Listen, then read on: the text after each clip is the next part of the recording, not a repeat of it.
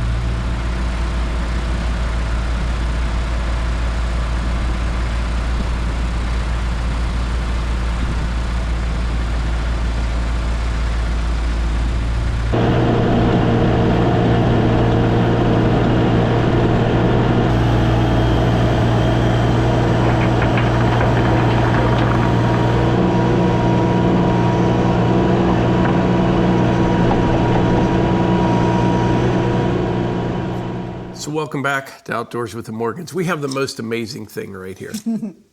We're all just in awe. Check this out. So Levi printed this on our 3D printer, and you may be asking what it is. Well, Hunter has always enjoyed sensory toys. Yeah, sensory toys, and he'll like carry this around, and I can't understand. And can you see like this? You can hold it by, but this is the center, but you can move it. I don't even know how it does it. It's pretty cool. But it took 7 hours to print this, or he's printing another one right now.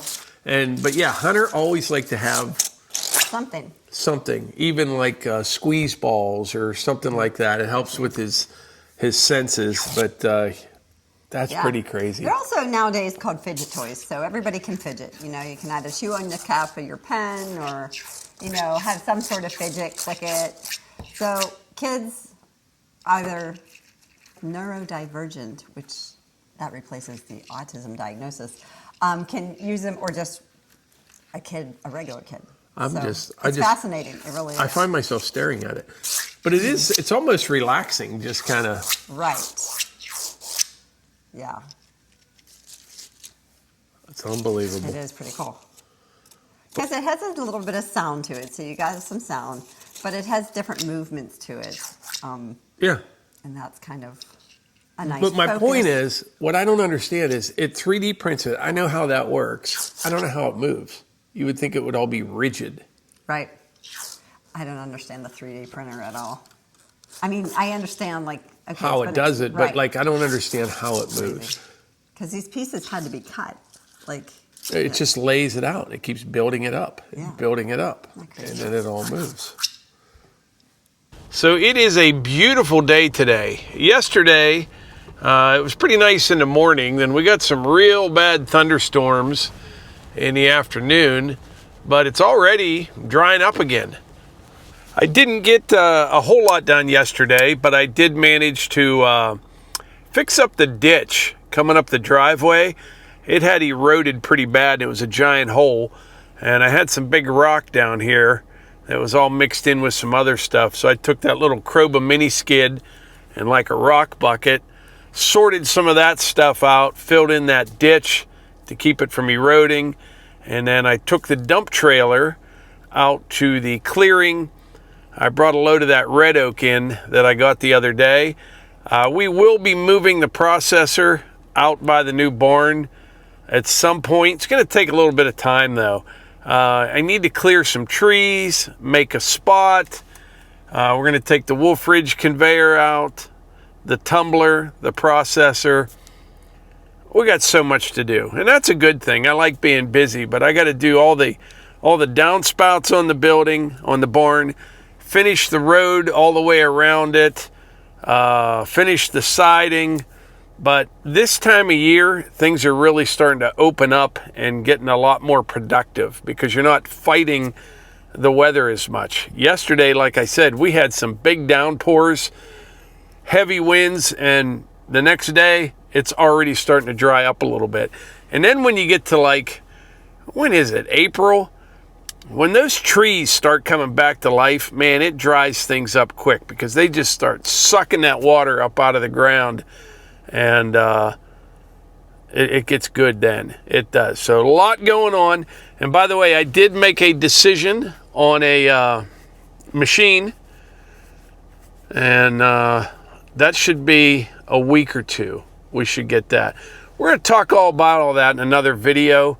But yeah, new machine will be coming. I think it'll be a perfect fit for our little operation here. But right now, I'm going to fire up the Easton-made Evo firewood processor. I got some really, really nice red oak logs on there. I'll just fly through those. It'll be wicked fast. All right, these are some of the logs I brought in yesterday. They are about perfect for this processor. They're not too big. They're not real small. So in other words, you get a whole lot of wood out of them in a hurry. You don't have any issues most of the time. But anyway, we're going to warm this up for a bit. Won't take long. Get cranking.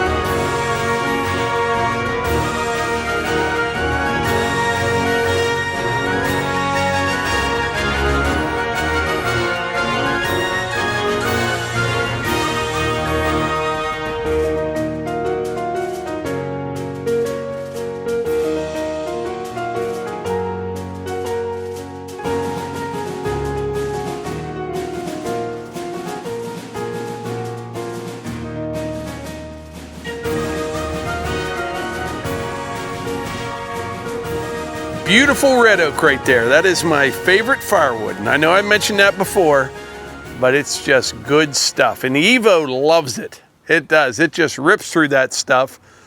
It splits nice, burns hot, lasts a long time, takes a while to dry. That's the only downside to red oak, but it will definitely keep you warm in the winter. Just like Camel City Mill socks, these keep you warm in the winter as well. But these do something that firewood can't. They keep your feet cool in the summertime. Warm in the winter, cool in the summer. Fantastic product, and I'm not the only one saying it. We have gotten hundreds and hundreds of comments from people that have bought these socks, and they love them just as much as I do. Just like Kevin in Alaska, you are a man of your word, Mike. The Camel City Mill socks are great. I bought a couple pairs to check them out, and they are everything you said they'd be. Much more comfortable and as warm, if not warmer, than my thick and bulky wool socks. Keep up the great videos and keep living the dream. Black Diamond Forge says, well, I joined the club and bought my first pair of Camel City Mill socks and absolutely love them. They are everything Mike says they are. Very impressed.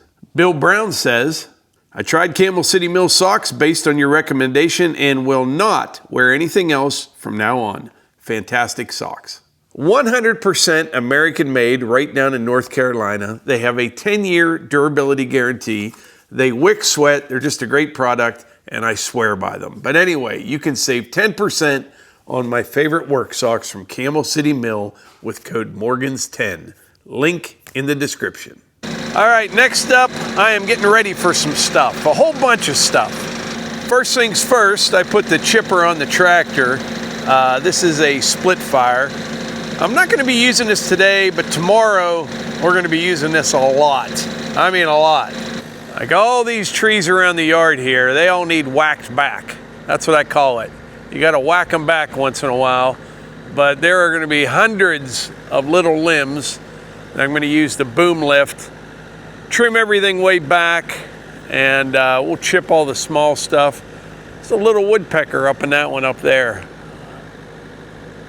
That's not always a good sign. Normally when the woodpeckers are there, you got dead wood, which means you're going to have fallen branches. But yeah, this is tomorrow's project. All of this. You know what though? It is very easy to get ahead of yourself this time of year.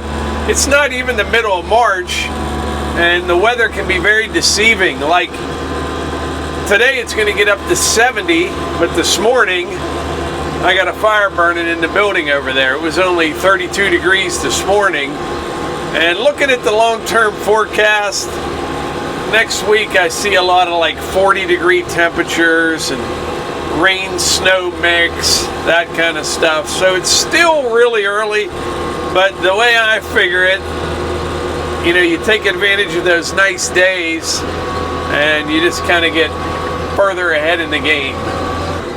Won't be too long and this will be all green out here. I don't know what I'm going to plant in the food plot this summer. Last year I did buckwheat, and the deer, they seem to like it, but I don't know if I'll do the same thing or not. We'll have to see. Whatever I do, I got to do it before that Japanese stilt grass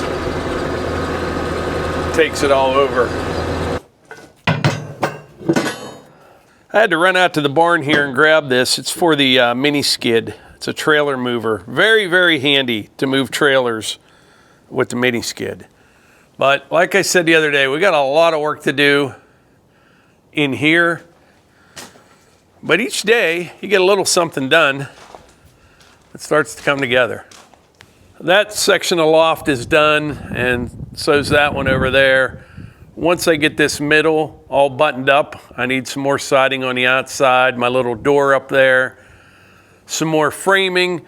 But once that's done, I'm going to install all the drains for the downspouts all around the outside, and then I can put my road in all the way around the outside. And when that's done, I can finish the siding. You could do it now. It would just be a lot faster when I can drive the boom lift all the way around the building. I mean, a lot faster. This makes it really nice.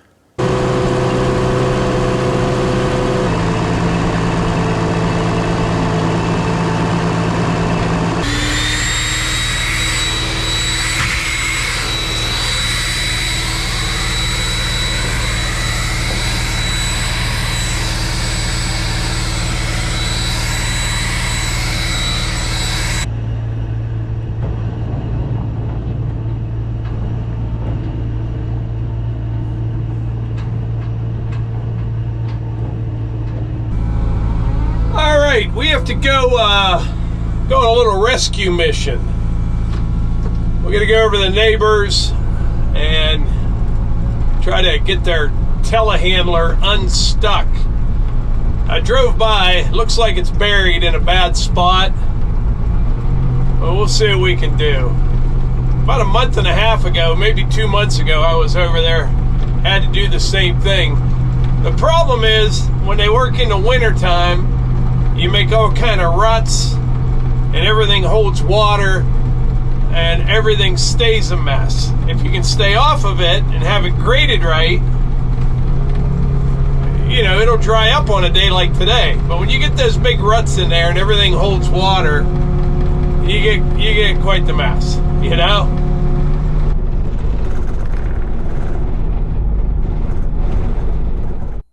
All right, you can kind of see here what I was talking about. You see all the ruts from the TeleHandler? Well, they all hold water, and then things just don't dry up over here. But I got to start off moving some of these planks that they throw down that they can walk on. But the TeleHandler is out there in front of me about 75 feet, and it is buried. This, spoiler alert, this did not go as planned. Not at all. It went from bad to worse. You'll see here in a little bit. All right, I didn't have the camera on. We tried pulling it the way I came in. That wasn't going to work. But the whole back of the telehandler, the whole thing's just sitting on the mud, in the mud. And it's like a big suction, you know? And right now we decided to dig behind it to try to get him to go backwards and out there on the low side. That's what the plan was. There was no way I was pulling him forward, so we're going to try going backwards. I dug behind him. You can see he got moved there a little bit. But the problem is he keeps sliding down the hill farther. You'll see. All right, he made it back maybe 4 or 5 feet. Same thing, though. It's just sinking out of sight. So we're going to keep trying to go backwards, and then I'll go around in front of the machine and try to fix the road up and pull him out on the low side. At least that's what the plan was at this point. That's track machine that I'm running. You can run all over this thing, no problem at all. That telehandler, they're so heavy on those 4 little tires, no go. All right, I have probably, I'm not kidding, 2.5 hours of footage. I just let the camera run.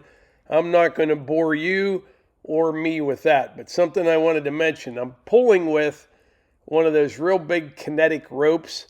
I am not a recovery expert, and they work great when you're pulling like with a truck or something like that. They're like a big rubber band, you know. They stretch, and it kind of helps pull the vehicle out. Well, the excavator doesn't move that fast, so I'm just keeping like constant pressure on it, and we can't get this thing to do anything. The whole back of the machine, there's mud all the way up around it. You can see we put a bunch of cribbing and blocks underneath the front tires, but the problem is we're trying to move a whole bunch of dirt, mud along with the machine, and it's just not happening.